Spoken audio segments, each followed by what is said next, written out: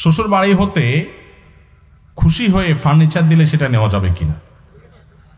খুশি হয়ে দিলে নেওয়া যাবে কিনা? ভাই, এখন ঘুষের অপর নাম হলো খুশি হয়ে দিলাম ভাই।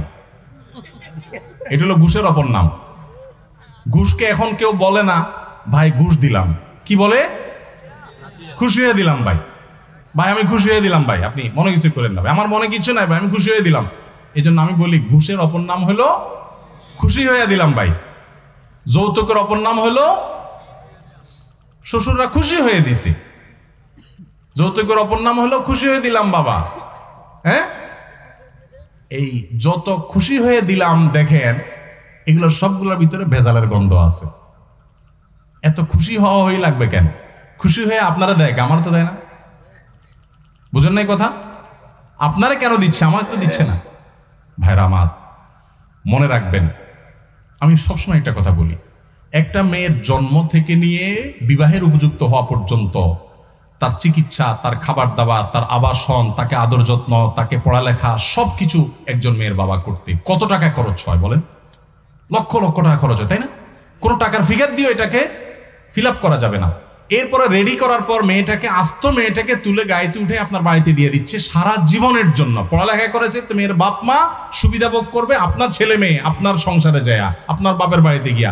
রান্নাটা শিখেছে তার মা, রান্না করে খাওয়াবে আপনার 14 গোষ্ঠীরে আপনাকে। তাকে বড় করেছে তার বাপ মা, আর তার সুবিধা ভোগ করবেন আপনি।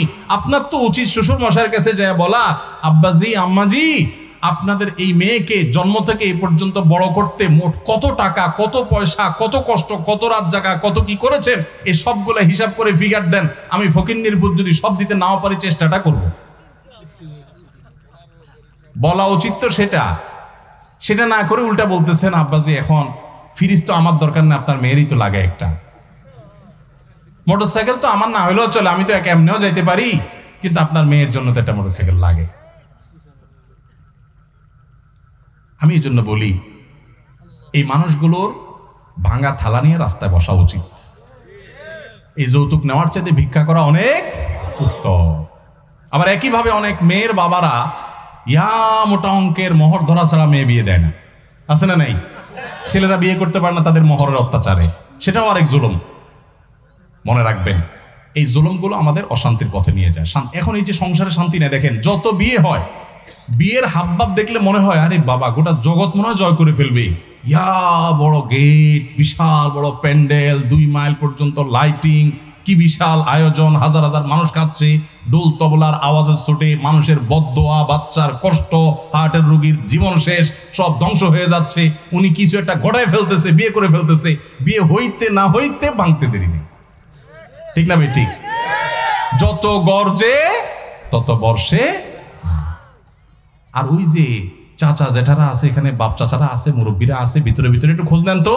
বিয়ের সময় এই সমস্ত আপনাদের মতো এত ডোল তবলা বাজানি তো পরের কথা, এত ডাকডোল পিটানো তো করার কথা, এত জাকজমক করা তো পরের কথা। কোন রকম যে বিয়ে করে চলে আসছে, টেরও পায় না তেমন কেউ, চুপে চাপে বা অল্প স্বল্পর মধ্যে সেরে ফেলছে। কিন্তু চাচির সাথে মহব্বত এত শক্ত, মাশাআল্লাহ, এত প্রগাঢ় যে আপনাদের ভালোবাসা যদি মেড ইন চায়না হয়, ওনাদেরটা মেড ইন জাপান। আল্লাহ তাআলা আমাদেরকে এই যৌতুকের অভিশাপ থেকে মুক্ত হওয়ার তৌফিক দান করুন।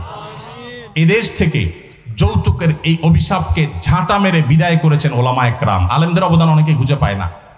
মসজিদ এবং মাহফিলগুলো থেকে যৌতুককে বিদায় করা হয়েছে।